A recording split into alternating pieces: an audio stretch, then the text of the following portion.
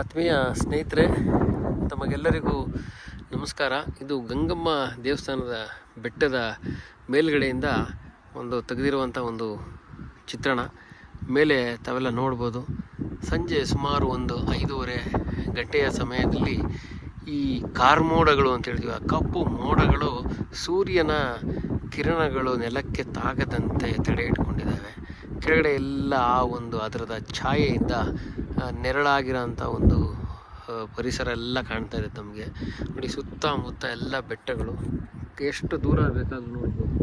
ಇಲ್ಲೊಂದು ಬೆಟ್ಟ ಇದೆ, ಹಾಗೆಯೇ ಅದರ ಹಿಂದ್ಗಡೆ ಬೆಟ್ಟದ ಸಾಲುಗಳಿವೆಲ್ಲ.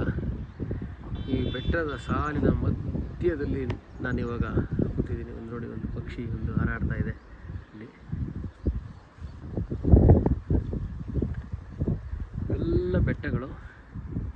ಇವೆಲ್ಲ ಬೆಟ್ಟಗಳು ಬಂಡೆಗಳು ಕಾಲಾನಂತರದಲ್ಲಿ ಈ ಮಳೆ, ಗಾಳಿ ಮತ್ತು ಸೂರ್ಯನ ಶಾಖದಿಂದ ಶಿಥಿಲಗೊಂಡು ಕೆಲವೆಲ್ಲ ಸಣ್ಣ ಸಣ್ಣ ಕಲ್ಲುಗಳಾಗಿ ಒಡೆದು ಈ ಬಂಡೆ ಈ ರೂಪದಲ್ಲಿದೆ.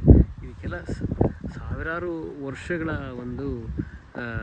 ಪ್ರಕೃತಿದತ್ತವಾದಂತಹ ಈ ಕಾರಣದಿಂದ ಇವೆಲ್ಲ ಈ ರೀತಿ ಆಗಿರ್ತವೆ ಅಂತ ಹೇಳ್ಬೋದು. ನೋಡಿ, ಆಕಾಶ ಎಷ್ಟು ಚೆನ್ನಾಗಿ ಕಾಣ್ತಾ ಇದೆ.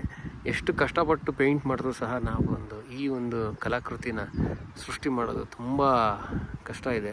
ನೋಡಿ, ಎಷ್ಟು ಚೆನ್ನಾಗಿ ಕಾಣ್ತಾ ಇದೆ ಈ ಮೋಡಗಳು. ನಿಮಗೆ ವಿಡಿಯೋದಲ್ಲಿ ಸುಮಾರು ಕಾಣುತ್ತೆ.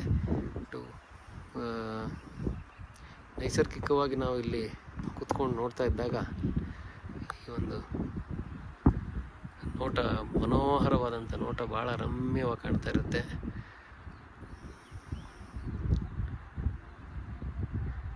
ನಮಸ್ಕಾರ.